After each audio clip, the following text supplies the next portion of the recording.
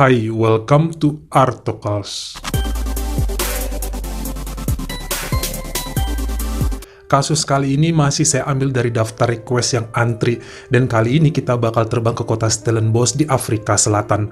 Hal yang cukup mengerikan menimpa seorang gadis yang berusia 21 tahun bernama Hannah Cornelius. Dia gadis yang cantik dan sangat humble kepada siapapun. Sepertinya kedua orang tua Hannah membesarkannya dengan sangat baik, dan dia pun tumbuh menjadi pribadi yang ramah dan dicintai dunia sekitarnya. Sebelum saya lanjutkan, maaf ganggu ngiklan dikit ya. Saya mau kenalin kamu dengan channel yang membahas kisah kriminal dan misteri, yaitu channelnya Richard Erdiano. Mungkin kamu lagi pengen cari YouTuber kriminal supaya bisa nambah wawasan, cocok nih di subscribe dulu dan dinikmati semua kasus di channelnya Richard Erdiano. Saya udah nontonin video-videonya dan memang seru abis. Penjelasannya juga mudah dimengerti, jalan cerita yang runut, serta pembahasan kasusnya juga bagus-bagus. Supaya nggak penasaran sekaligus bisa kenalan, saya udah tempelin link channel di bawah, biar kamu langsung masuk ke channelnya Richard Erdiano.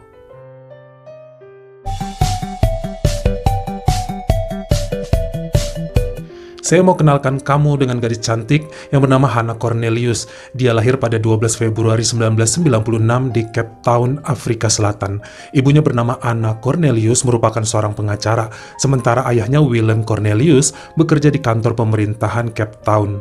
Dia juga punya adik cowok yang berusia 18 tahun dan menderita autisme. Hannah memang datang dari keluarga yang cukup berada, bahkan dia bersekolah di SMA khusus anak-anak yang ayahnya pejabat pemerintah. Namun kelihatannya Hannah tetap menjadi pribadi yang sangat down to earth, sangat rendah hati.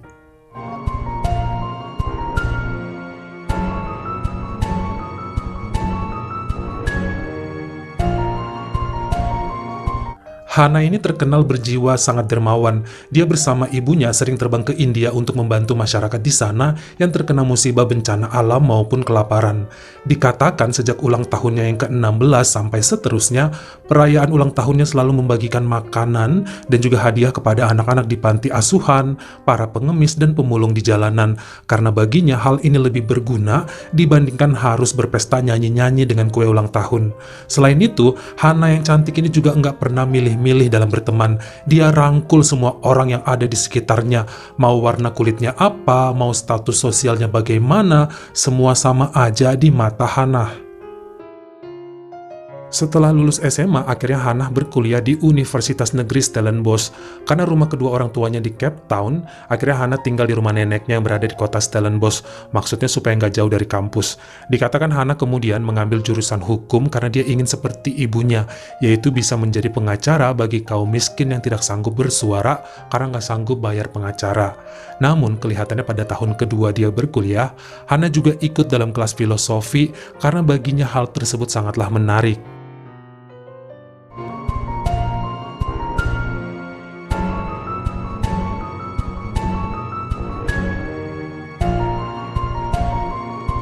Akhirnya Hannah pun tinggal di rumah neneknya yang berusia 91 tahun bersama beberapa orang saudara lainnya dan juga seorang perawat yang menjagai neneknya.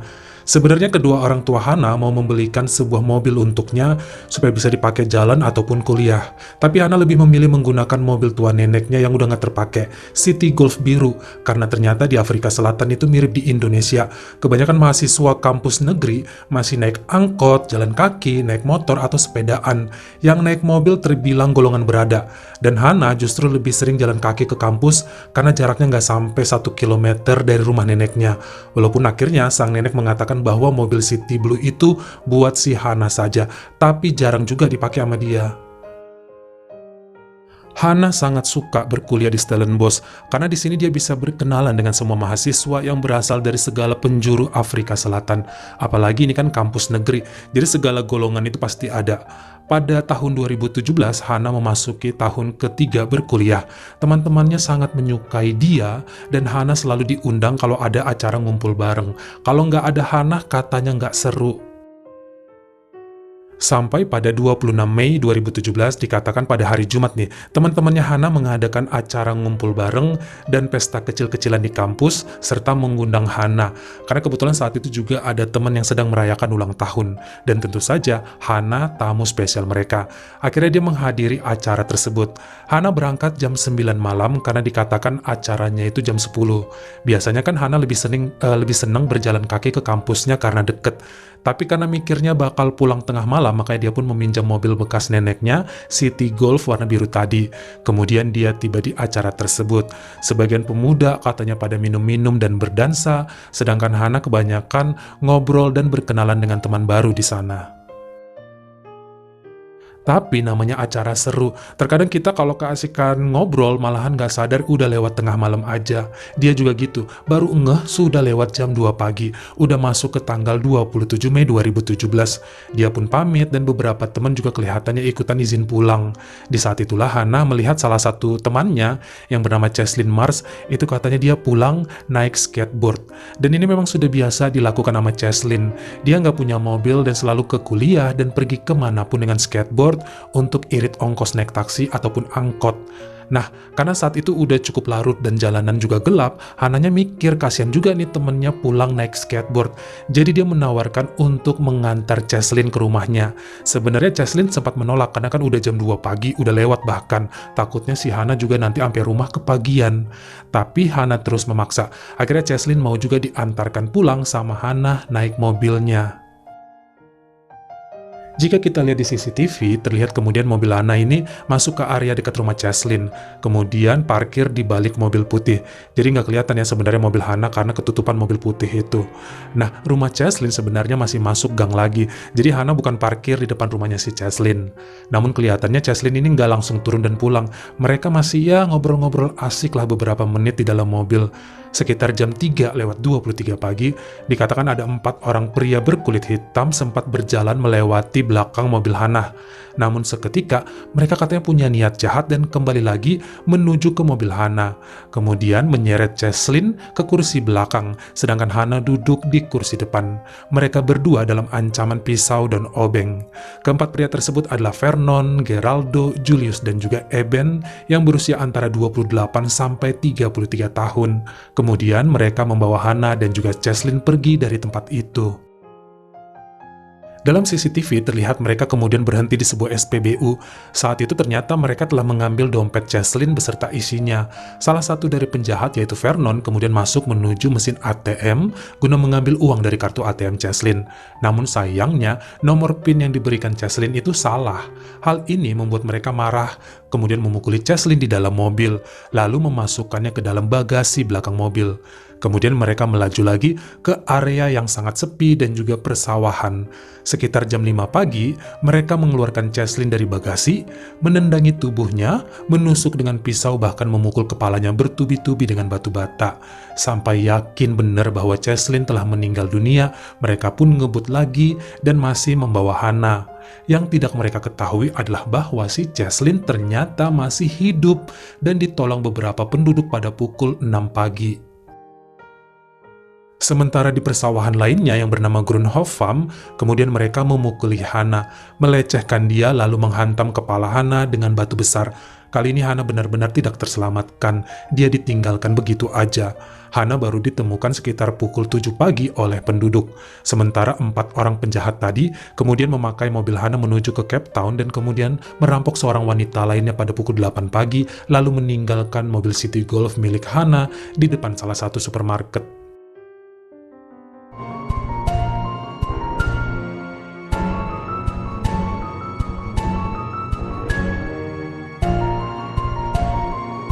Tentunya dengan sangat mudah ya kepolisian bisa mengidentifikasi para pelaku. Selain Cheslin yang langsung melaporkan kepada polisi tentang kejahatan tersebut, dia juga berhasil mendeskripsikan wajah pelaku. Apalagi CCTV dari toko dan mesin ATM juga menangkap jelas wajah Vernon. Selain itu menurut laporan wanita yang dirampok pada pukul 8 pagi, semuanya juga sangat cocok dengan definisi penjahat yang terekam CCTV. Walaupun 2 orang penjahat dikatakan sempat kabur, melarikan diri keluar dari Cape Town dan Stellenbosch, mereka berhasil ditangkap seminggu kemudian. Tentunya hal ini membuat keluarga Hana sangat bersedih. Hana adalah gadis yang baik, dia satu-satunya harapan keluarga untuk melanjutkan cita-cita mereka, khususnya untuk menjadi pengacara dan kelak akan membangun sebuah panti asuhan. Bahkan adiknya Hana yang tadi saya bilang menderita autisme, selalu bertanya, di mana Hana dan kapan Hana akan pulang. Mungkin Cheslin yang menjadi pihak yang sangat menyesali semua ini terjadi, karena bagaimanapun jika Hana malam itu tidak memaksanya untuk nganter pulang, pasti si Hana masih hidup hingga saat ini. Bahkan teman-teman Hana ini nggak percaya dengan kepergiannya, karena bagi mereka, Hana merupakan anak orang kaya tapi sangat membumi. Dia seru banget dan sering menjadi tempat curhat teman-temannya.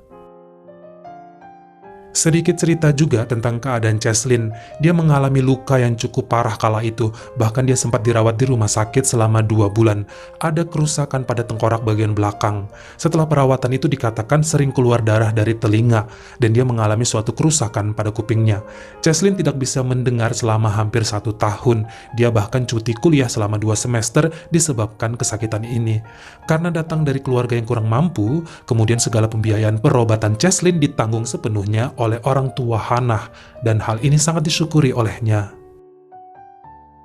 Yang pasti, saya juga nggak sanggup untuk mendeskripsikan betapa parah luka yang dialami Hana saat itu. Bukan hanya sekedar luka parah, makanya dia tidak terselamatkan. Lawang saat persidangan aja, batu yang digunakan pada kepala Hana dibawa untuk menjadi bukti betapa jahatnya mereka. Jadi nggak kebayang gimana keadaannya waktu itu. Dalam persidangan yang berjalan sejak September 2018 itu, sudah jelas semua bermotifkan uang untuk dirampok. Para penjahat mengira saat itu baik Cheslin maupun Hana membawa uang yang banyak. Walaupun jika mereka berhasil mendapatkan PIN ATM Cheslin malam itu, dia mengaku memang gak ada uang di rekeningnya. Cheslin ini anak kos yang pas-pasan katanya.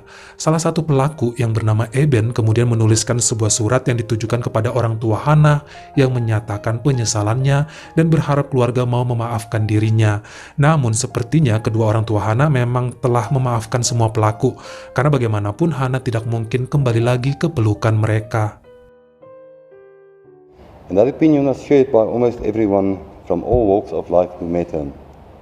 From her peers to the senior citizens of the church hiking groups whom she accompanied on several expeditions. Her 16th birthday fell shortly after a backpacking trip to India with her mother. And when we asked her what she would like to have for a birthday party or a birthday present, she informed us that she could not in good conscience spend money on herself while people around her were living in poverty. She made and we accepted a proposal to rather make up gift packs for the children in the nearby informal settlement. And she duly accompanied Mr. Kwekwe, our gardener, to Redhill, where she dispensed her party packs. Sebenarnya jadwal pembacaan vonis adalah 10 November, namun sayangnya pada 28 November 2018 saat berenang di pantai Cape Town di lokasi yang perairannya agak gelap karena tertutup tebing, tempat di mana biasanya Hana berenang, sang ibu Anna tenggelam di sana jam 7 pagi dan dinyatakan meninggal dunia. 2 minggu sebelum pembacaan keputusan, dia menyusul sang putri tercintanya. Sementara pada 10 November 2018, akhirnya hakim menjatuhi hukuman seumur hidup kepada 4 orang tersangka, yaitu Vernon, Geraldo, Julius, dan juga Eben. Mereka dinyatakan bersalah atas 10 jenis kejahatan, di antaranya menghilangkan nyawa Hana Cornelius, penyiksaan Cheslin, perampokan, dan pengancaman. Mereka berempat tidak akan keluar sampai usianya benar-benar habis. Sementara Cheslin bersama ayahnya Hana kemudian membuat Hana Cornelius Foundation untuk meneruskan cita-cita Hana dan ibunya yang ingin sekali membuka panti asuhan dan juga membuka sebuah lembaga yang membantu orang-orang untuk mendapatkan jasa pengacara secara gratis untuk kasus pembelaan hak-hak orang kecil. Bagaimana menurut kamu? Apa seharusnya pelaku cukup dihukum penjara saja? Kamu komen di bawah. Kalau kamu suka sama video ini, jangan lupa ya klik like dan juga tombol share-nya. Buat yang baru pertama kali mampir atau udah sering mampir tapi belum berlangganan, jangan lupa diklik dulu tombol subscribe. Dan juga dinyalain notifikasinya supaya lain kali kalau misalnya saya upload video baru, kamu jadi orang pertama yang tahu. Follow juga Instagram saya jika berkenan di Artokels, S-nya 2, dan jangan lupa untuk nontonin semua video saya yang lainnya. Ingat ya, tetap jaga kesehatan dan tetap berbuat baik. Terima kasih.